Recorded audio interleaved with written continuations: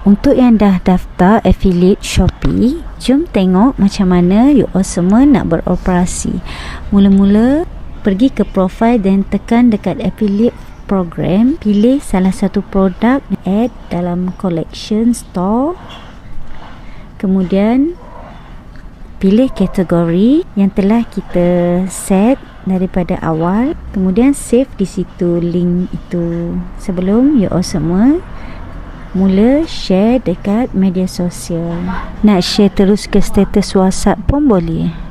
Okay, kemudian kita boleh terus share ke media sosial, contohnya Instagram. Cuma dapat masukkan link ke story IG sahaja. Share gambar ke story IG dan copy link dekat Shopee tadi balik, kemudian paste dekat gambar di story tadi.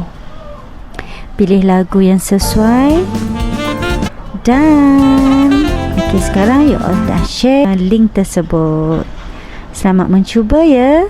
Tunggu part tu, ada cara buat video dan post di feed dan story Shopee pula. Stay tune.